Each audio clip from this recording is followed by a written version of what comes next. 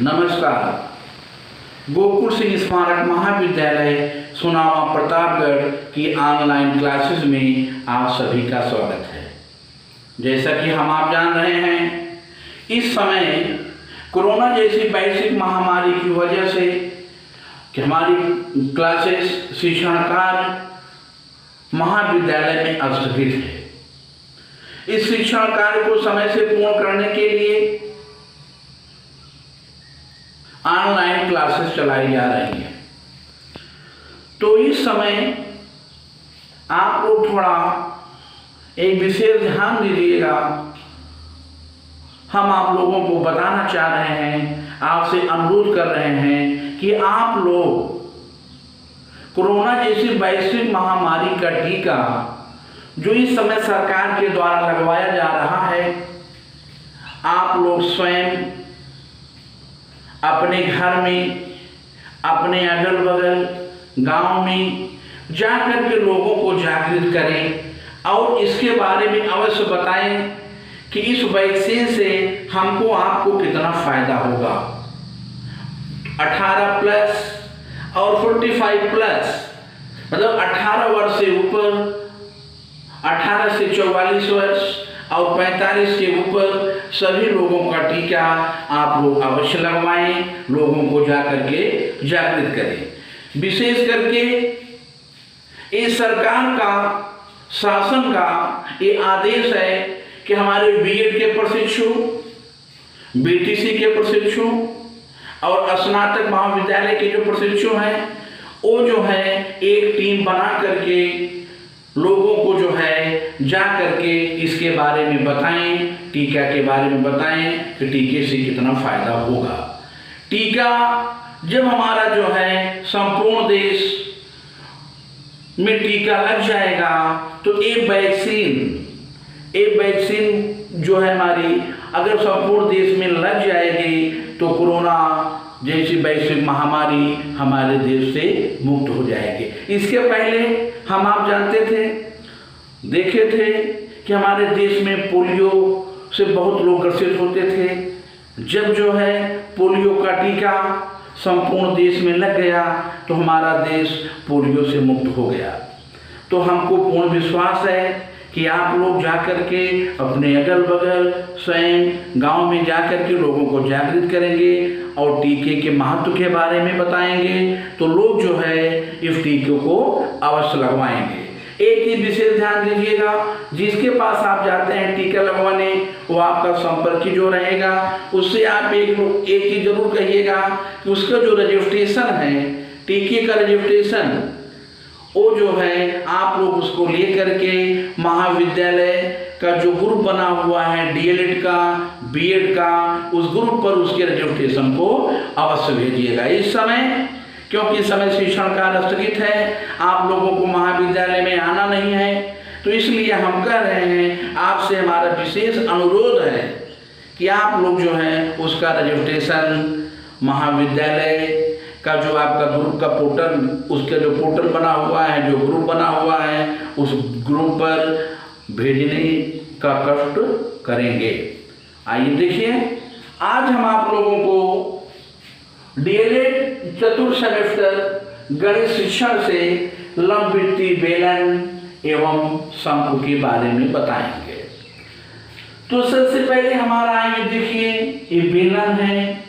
बेलन का आकार आप लोग जानते हैं, बेलन सिलेंडर, बेलन को जो हम सिलेंडर कहते हैं, सिलेंडर का जो आकार होता है उसको आप लोग जानते हैं, जैसे मिट्टी के तेल का ड्रम, लोहे की पाइप या सीमेंट की पाइप, प्लास्टिक की पाइप, ये सब जो हमारी वस्तुएं हैं वो सब हमारी जो है बेलनाकार होती हैं।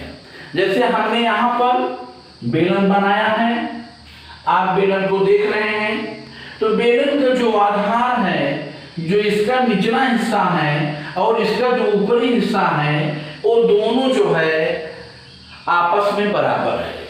हमने जो बेलन बनाया है ना, ये बेलन हमारा ठोस बेलन है। अभी हमने इससे पहले कहा क्या, लोहे की पाइप, प्लास्टिक की पाइप, सीमेंटेड पाइप तो खोखला होती है ना, खोखला होती है, तो लेकिन ये इसको मान रहे हैं लोहे की पाइप जो है वो भरतु है, मतलब उसमें कोई मटेरियल भरा हुआ है। तो मान लीजिए ये कोई पाइप है, इसमें मटेरियल भरा हुआ है, इसका मतलब ये खाली नहीं है। तो आप देखेंगे कि जितना उसका निचला हिस्सा होता है, जितना आधार होता है, जितना परिधि होती है, उतना ऊपर का भी हिस्सा होता है। तो नीचे का क्षेत्रफल और ऊपर का क्षेत्रफल दोनों आपस में बराबर होता है। और इसके मिडिल से, मध्य से आप यहां मिला देंगे ना, ये बेलन की जो है ये त्रिज्या कहलाएगी, आर, रेडियस। और जितना आपका ओ डैश सी है ना, उतना आपका ओडी भी, ए भी आर है। अब ध्यान दीजिएगा, अगर वो से यहां मिला दें, ए भी आर हो जाएगा। और अगर हम इतना पूरा लेकर चलते हैं, यहां से यहां तक लेकर चलते हैं, तो ये सिलेंडर का व्यास कहलाएगा, सिलेंडर का व्यास कहलाएगा। तो आइए देखिए, और ओ से, ओ डैश से जो ऊंचाई है, ये बेलन की हाइट कहलाएगी, ऊंचाई कहलाएगी। तो हम बेलन का आयतन, सबसे पहले इसका हम आयतन ज्ञात करें बेलन का। इस बेलन में कुल कितना मटेरियल लगा हुआ है, वो उसका आयतन कहलाएगा। तो बेलन के आयतन का सूत्र है, बेलन का आयतन का सूत्र है पाई आर स्क्वायर एच, ठीक। और इसका वक्र पृष्ठ है, बेलन का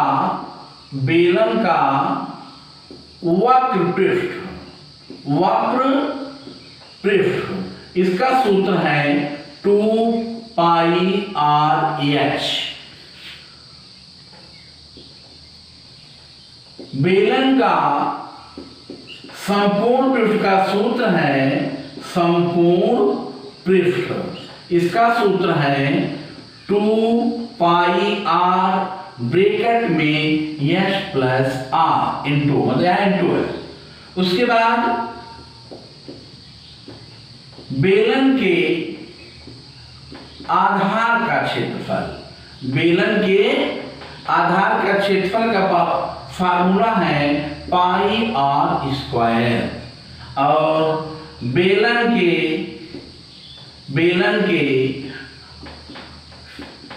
आधार की परिधि बराबर 2 पाई आर।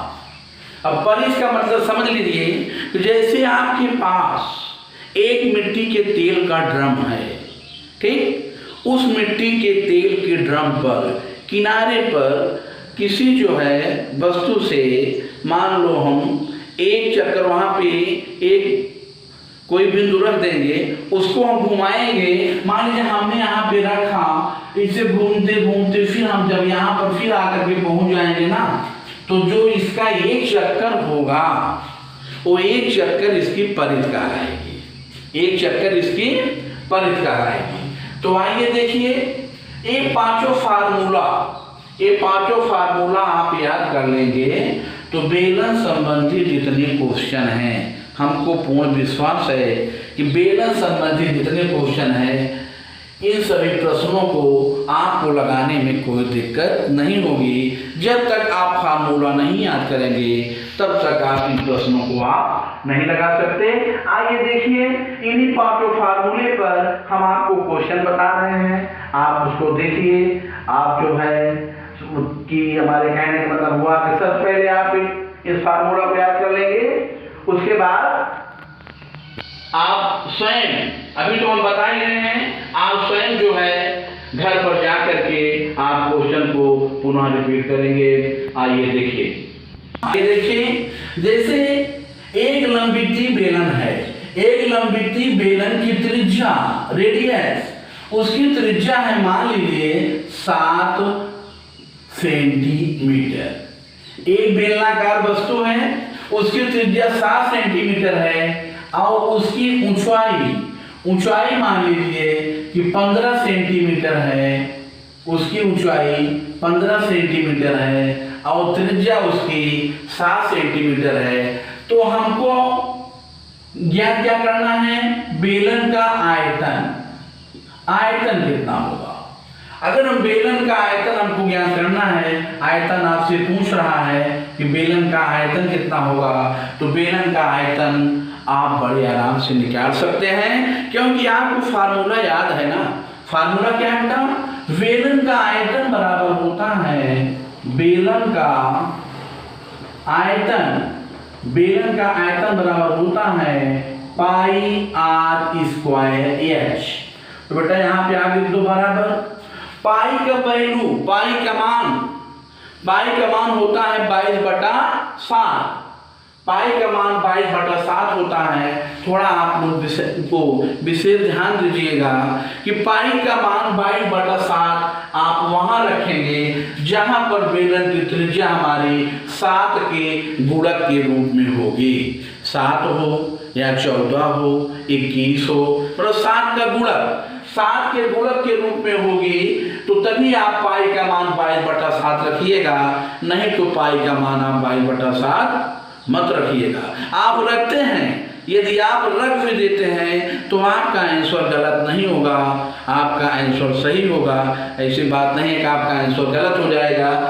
तो पाई का मान हम देखेंगे 22/7 होता है, 7 और 7 इसकी त्रिज्या भी है, तो पाई का मान हम 22/7 रख देंगे बेटा। यहाँ लिखेंगे 22/7 गुणे आर स्क्वायर। आर हमारा है रेडियस, त्रिज्या हमारी है 7 का स्क्वायर है, त्रिज्या का स्क्वायर है बेटा। इसे लिखे हम 7 गुणे एच हमारा कितना है? एच हमारा है 15, यहाँ लिख देंगे बेटा गुणे 15। इस 7 से इस 7 को काट देंगे, हमारा बचा कितना? 22 × 7 × 15। हमारा बचा 22 × 7 × 15 बराबर, आइए गुणा कर लें। 7 दूना 14 की 4 हासिल 7 दूना 14, 14 1 15, 154 हो गया। 154 में हम 15 से गुणा कर देंगे, क्या होगा? 15 चौका 60 की 0 हासिल 6 और 15 × 5 = 75। 75 में आप 6 जोड़ेंगे कितना आएगा? 75 6 81, 81 की 1 हासिल 8, 15 1 के 15, 15 8 23, 2310 सेंटीमीटर की घाते 3। हम यहाँ पर घाते 3 लगाएंगे, यहाँ पर हम घाते 3 लगाएंगे। जब आप इतना ध्यान देना है कि जब आपको आयतन ज्ञात करना हो, जब आपको आयतन ज्ञात करना हो तो हमेशा उसकी यूनिट इकाई वो घाते 3 में होगी। चाहे आप सेंटीमीटर की घाते 3 लगा दीजिए या आप इसे घन सेंटीमीटर लिख दीजिए। इतना ध्यान देना हमेशा कि आयतन जो है, यदि आयतन पूछता है तो इकाई की घाते 3 होगी। यदि क्षेत्रफल पूछता है, वक्रपृष्ठ पूछता है या संपूर्ण पृष्ठ पूछता है तो उसकी इकाई हमेशा 2 होती है वर्ग में।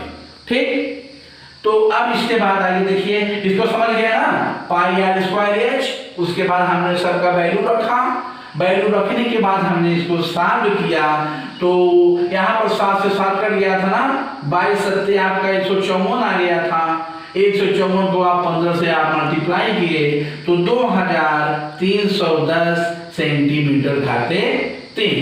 अब इसके बाद आगे देखिए, आप बेलन को वक्रपृष्ठ आप कैसे ज्ञात करेंगे? आइए देखिए, तो आप बेलन का रेडियस वही है 7 सेंटीमीटर है, उसकी हाइट 15 सेंटीमीटर है। आपसे पूछा कि बेलन का वक्रपृष्ठ क्या होगा? वक्रपृष्ठ का मतलब बेटा समझ लीजिए, जैसे मिट्टी के तेल का ड्रम है, मिट्टी के तेल के ड्रम को आपसे कहा जाए कि मिट्टी के तेल के ड्रम को आप पेंट कर दीजिए, ऊपरी हिस्सा छोड़ दीजिएगा, निचला हिस्सा छोड़िएगा, आप उसके वक्र को पेंट करना है। तो आप क्या करेंगे?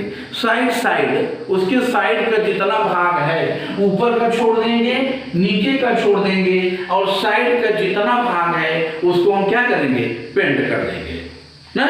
तो वही आपका वक्र कहलाता है, समझ गए ना? वो आप क्या कहलाता है? वक्र कहलाता है। तो यदि हम बेलन का वक्र पृष्ठ ज्ञात करेंगे बेटा, इसका फार्मूला होता है 2πr(h) बराबर 2 के स्थान पर हम 2 लिख देंगे, पाई का वैल्यू हम 22/7 लिख देंगे, r का वैल्यू बेटा आपका 7 है, हम 7 लिख देंगे, h का वैल्यू आपका 15 है, हम यहाँ 15 लिख देंगे। 7 से 7 को हमने काटा, आया कितना 22 दूना 44, 44 को हम 15 से मल्टीप्लाई कर देंगे तो 15 चौका 60, 15 चौका 60 और 6, 66 66 यहाँ आया। इसका मतलब कि कितना हुआ बोलो 660 सेंटीमीटर घाते 2। हमने देखिए बेटा यहाँ हमने घाते 2 लगाया ना, लेकिन जब हम आयतन ज्ञात कर रहे थे तो वहाँ हमने घाते 3 लगाया था। तो आप लोग इसको विशेष ध्यान दीजिएगा, यूनिट आपकी गलत नहीं होनी चाहिए। यूनिट मान लीजिए आपने पूरा क्वेश्चन को आपने यहाँ इसका जो अंकित मान है 660 आपने सही लिख दिया, और इसका जो है यूनिट इकाई इसकी जो है सेंटीमीटर स्क्वायर की जगह आप सेंटीमीटर घाते 3 लिख दिए, तो आपका आंसर टोटल गलत माना जाएगा। ठीक, तो आप लोग इतना विशेष ध्यान देना है कि केवल जब आयतन ज्ञात करेंगे तो वहां पर इकाई की पावर 3 लगाएंगे, यदि क्षेत्रफल ज्ञात करेंगे, वक्र पृष्ठ ज्ञात करेंगे, संपूर्ण पृष्ठ ज्ञात करेंगे, तो वहां पर इकाई की पावर जो है वहां 2 लगाएंगे। आइए देखिए, अब हम आपको आगे बताएंगे कि आपका वक्र पृष्ठ है।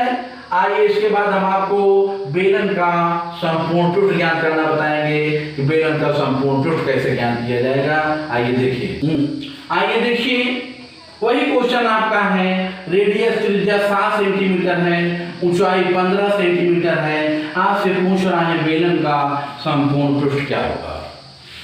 तो सबसे पहले हम आप जाने कि संपूर्ण पृष्ठ का मतलब क्या होता है।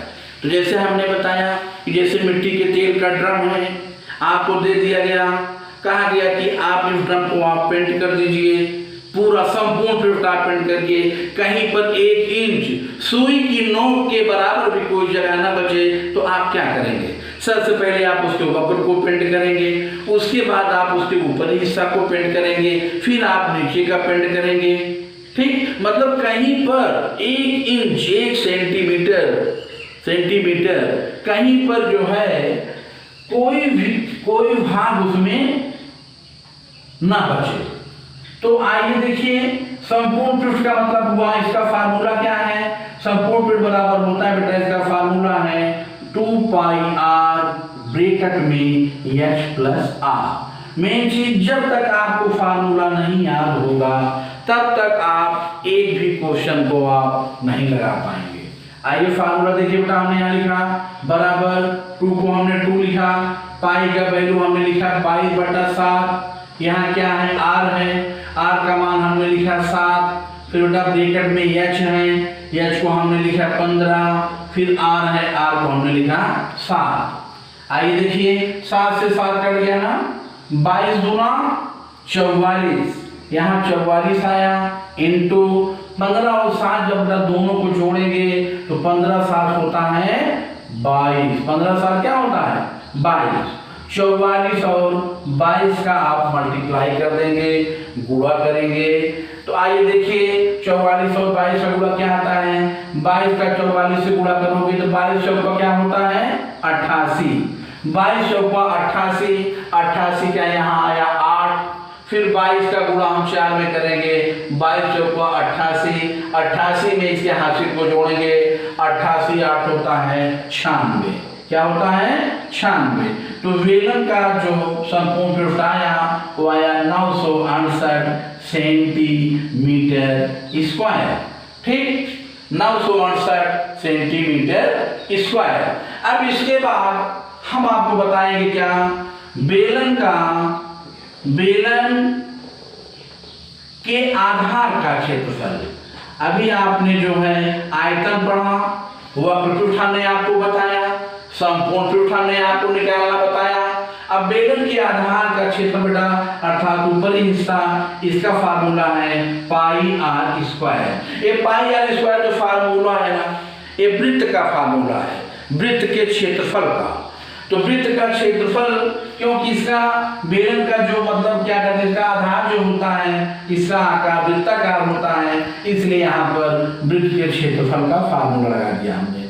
यहाँ पर हमने लिख दिया बराबर पाई का मान क्या होता है 22/7 गुणे आर स्क्वायर। आर आपका यहाँ रेडियस कितना है 7 है, 7 गुणे 7 दो बार 7 से हमने 7 को काट दिया, 22 सत्ते कितना आया 22 सत्ते 154 सेंटीमीटर स्क्वायर, क्योंकि क्षेत्रफल जो है वो हमेशा स्क्वायर में होता है। अब इसके बाद आता है अगला क्या, आधार की परिधि। अगर इसके हम आधार की परिधि ज्ञान करेंगे, आधार की परिधि हम ज्ञान करेंगे, आधार की परिधि का फार्मूला क्या है 2 पाई आर। बराबर के नीचे हमने बराबर लिख दिया, 2 को हमने यहाँ लिखा, पाई का मान बेटा 22/7 होता है, आर को हमने 7 लिख दिया क्योंकि इसका त्रिज्या 7 दी हुई है। 7 से 7 कट गया, 22 गुना 44 सेंटीमीटर। अब यहाँ पर हम न स्क्वायर लगाएंगे न घातीय चिन्ह लगाएंगे, क्योंकि ये दूरी है, दूरी में जो है स्क्वायर या क्यूब, उसका जो है क्यूब नहीं लगता है। जो यूनिट होती है, जो इकाई होती है, वही इकाई यहाँ पर लिख दी जाती है। तो इस क्वेश्चन के आधार पर हमने आपको आयतन निकालना बता दिया, वक्रपृष्ठ निकालना बता दिया, संपूर्ण पृष्ठ निकालना बताया, आधार का क्षेत्रफल निकालना बताया, आधार की परिधि निकालना बताया। तो आप इस प्रकार से जितने क्वेश्चन होंगे, अगर आयतन पूछता है, वक्रपृष्ठ पूछता है, संपूर्ण पृष्ठ पूछता है, परिधि पूछता है, क्षेत्रफल पूछता है, तो आप बड़े आराम से लगा लेंगे। लेकिन जो है एक चीज आप लोगों को थोड़ा ध्यान देना है, कभी कभी बीच में इफ टाइप से भी क्वेश्चन आपसे पूछ लेता है। आगे देखिए, हम आपको आगे बता रहे हैं, बहुत ही महत्वपूर्ण क्वेश्चन वो भी है। देखिए जैसे क्वेश्चन है, एक लंबिती बेलन है, बेलन का आयतन है, आयतन क्या, हम आयतन की जगह बेटा यहाँ लिख दे रहे हैं बेलन के आधार का क्षेत्रफल, बेलन के आधार का क्षेत्रफल, बेलन के आधार का क्षेत्रफल है 154 सेंटीमीटर स्क्वायर। ये बेलन के आधार का क्षेत्रफल है। और बेलन की ऊंचाई क्या है, इसकी ऊंचाई मान लो, इसकी हाइट दे दी गई जो है 15 सेंटीमीटर। आपसे पूछ लिया कि बेलन का आयतन क्या होगा, आयतन। अब हमने देखा कि बेलन के आधार का क्षेत्रफल दिया गया है और बेलन की हाइट दी गई है, ऊंचाई दी गई है, आपसे बेलन का आयतन पूछ रहा है। तो आपके दिमाग में एक बार ये चीज जरूर आएगा कि यदि बेलन का आयतन पूछता है तो बेलन के आयतन का सूत्र होता है पाई आर स्क्वायर एच। तो बेलन की जब आयतन का सूत्र होता है बेटा पाई आर स्क्वायर एच, तो हम यहाँ पर आर का वैल्यू अलग से ज्ञात करने की आवश्यकता नहीं है, क्योंकि पाई आर स्क्वायर का वैल्यू तो दे दिया है ना डायरेक्ट 154। बोलो जरा ध्यान दीजिए कि भाई पाई आर स्क्वायर एच में आर का वैल्यू अकेले ज्ञात करने की कोई आवश्यकता नहीं है, क्योंकि बेलन के आधार का क्षेत्रफल पाई आर स्क्वायर में होता है आधार का क्षेत्रफल। आधार का क्षेत्रफल तो दे दिया डायरेक्ट, तो आधार के क्षेत्रफल के स्थान पे हम क्या लिखेंगे, बोलो 154 लिखेंगे, और एच के स्थान पर हम लिख देंगे 15। 154 में हम जब 15 से गुणा करेंगे, आइए देखिए कितना आता है, 15 चौका 60, 0 वहां से 6, 15 25 75, 75 6 75 6 81 की 1 हासिल 8, 15 1 के 15, 15 8 23, 2310 सेंटीमीटर क्यूब आयतन है ना, इसलिए हमने सेंटीमीटर क्यूब लिखा है यहाँ पर। तो हमारे कहने का मतलब हुआ कि जो आपके पेपर में क्वेश्चन आएगा वो दो टाइप से आएगा। एक क्वेश्चन आएगा कि ऊंचाई दिया रहेगा, त्रिज्या दिया रहेगा, आपको आयतन, वक्रपृष्ठ, संपूर्ण पृष्ठ, आधार का क्षेत्रफल, इनमें से कुछ पूछ सकता है। एक क्वेश्चन इस प्रकार से आता है कि बेलन का आयतन दे देगा और बेलन की ऊंचाई दे देगा। आपसे पूछेगा कि बेलन के आधार का क्षेत्रफल क्या होगा, आयतन देगा, ऊंचाई देगा। आपसे पूछेगा कि बेलन के आधार का क्षेत्रफल क्या होगा, कि आपके दिमाग में आएगा कि बेलन के आधार का क्षेत्रफल तो होता है पाई आर स्क्वायर। जब तक कि आपको आर नहीं ज्ञात होगा तो आप बेलन के आधार का क्षेत्रफल नहीं ज्ञात कर पाएंगे। तो अब क्या करेंगे आप, पहले बेलन के आयतन में से, क्योंकि बेलन का आयतन दिया गया है, बेलन की ऊंचाई दी गई है, तो उसमें से आप आर का वैल्यू पहले ज्ञात कर लो। जब आप आर का वैल्यू ज्ञात कर लेंगे तो आर का भी मान ज्ञात हो गया, ऊंचाई का मान पहले से ही ज्ञात है, तो बेलन का आयतन बेलन के आधार का क्षेत्रफल आप बड़े आराम से ज्ञात कर सकते हैं। ठीक, आगे देखिए। तो आज हमारा यहीं पर क्लास समाप्त होता है। अब अगले वीडियो में हम आपको शंकु संबंधित, शंकु से, लंबवृत्तीय शंकु से क्वेश्चन हम आपको बताएंगे। तो जरा एक चीज आप इसे ध्यान दीजिएगा, फिर से हमारा आपसे विशेष अनुरोध है, बीएड के प्रशिक्षु, डीएलएड के प्रशिक्षु हमारे जो हैं उनसे हमारा विशेष अनुरोध है कि आप लोग 18+ और 45+ जो हमारे जो है गांव के लोग हैं, आप उनको जो है कोरोना की वैक्सीन का टीका लगवाने के लिए आप अवश्य प्रेरित कीजिएगा। जब तक कि आप लोग उनको प्रेरित नहीं करेंगे, उनके अंदर एक भय बना रहेगा। कुछ लोग यहाँ पर जो है, कुछ राजनीतिक पार्टियां, अब बहुत ज़्यादा नहीं, क्योंकि ये राजनीतिक मंच नहीं है, हमारा क्लास है, हम बहुत ज़्यादा उसके बारे में नहीं कर सकते, लेकिन कुछ लोगों के अंदर एक भय बना हुआ है कि अगर हम कोरोना की जो है एक जो टीका बना हुआ है, अगर उस टीके को हम लगवाएंगे हमारे अंदर बीमारी पैदा हो जाएगी, हमारे यहाँ की रोशनी चली जाएगी या और प्रकार की बीमारियाँ हमारे अंदर आ जाएंगी, जबकि ऐसा नहीं है। तो आप लोग जा करके लोगों से अनुरोध करेंगे कि भैया आप लोग जो है कोरोना वैश्विक महामारी का टीका जब तक आप लोग नहीं लगवाएंगे, हमारा देश इस कोरोना जैसी वैश्विक महामारी से मुक्त नहीं होगा।